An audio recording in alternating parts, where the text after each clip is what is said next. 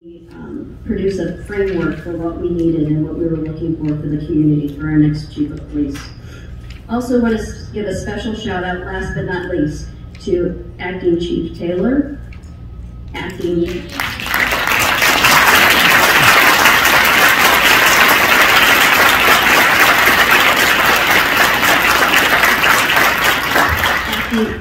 Commander Filkins,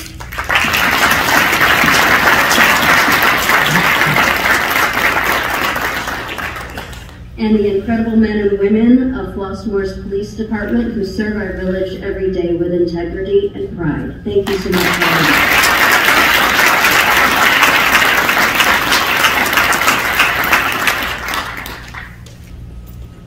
Chief Jerel Jones stood out amongst 18 candidates from across the country because of his extensive detective work, his commitment to 21st century community policing, also his commitment to the NAACP's shared principles, also his extensive youth engagement, especially with teens. His communication skills with residents and media are superb. He's had great recruiting success, and his leadership and reputation throughout the state is at the highest level.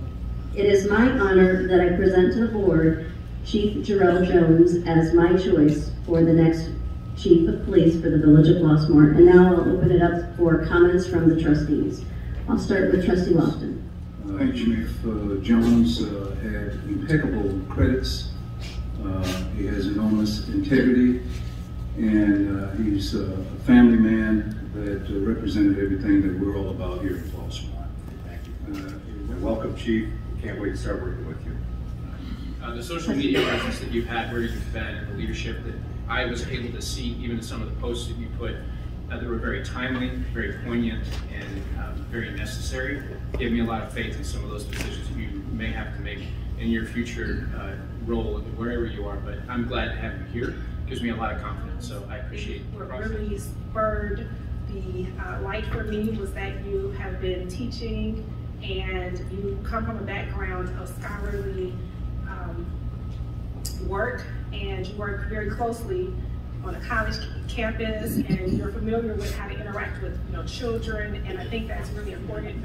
Every answer was professional, clear, sincere, just as I would expect from someone with your background and credentials. And after reading what you wrote in the application and listening to you, I felt even more comfortable that you would handle situations on the job in the same way. Intentionally, definitely with the utmost integrity and honesty, but almost more than that, with a warm human side that residents, I'm sure, will appreciate. So thank you for accepting the position. And the process is a good one, and cream does come to the top, and you rose to the top, and we're so anxious that you're coming aboard here. We always try and find the best and the brightest, most experienced, and you're that person for Flossmoor. So it's my honor to welcome you to our village, and I look forward to working with you also. Thank you. Thank you. Clerk Lou, would you please call the roll? Trustee Bradley Scott. Yes. Trustee Daggett. Yes. Trustee Driscoll. Yes. Trustee Lofton. Yes. Trustee Mitros. Yes. Trustee Mustafa. Yes. Motion passes. Thank you so much.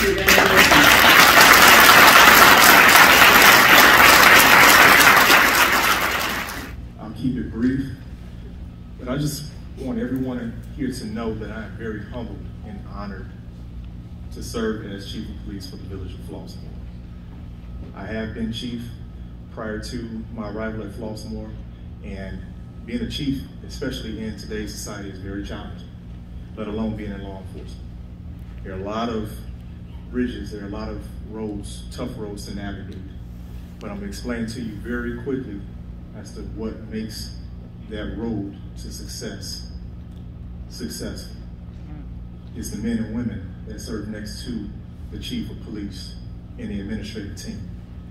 You're only as good as the men and women on your team. And so I've been asked, what are some of the things that will be addressed going forward?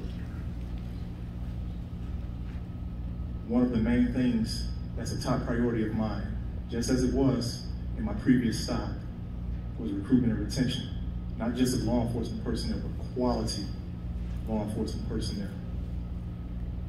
More men and women who can serve next to the fine men and women that currently serve on the police department.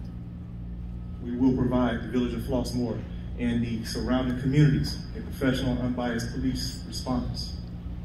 Community policing, not just public relations, but building trust, building those bridges over time, not instantaneously. We will bridge the gap, slowly but surely, one slow push at a time. And you notice I mentioned not just public relations, but community policing is coming together as a team to solve quality of life issues, whether it be the barking dog or the speeders running through the school zones at 7 in the morning. Thank you all. God bless you all. I appreciate you being here.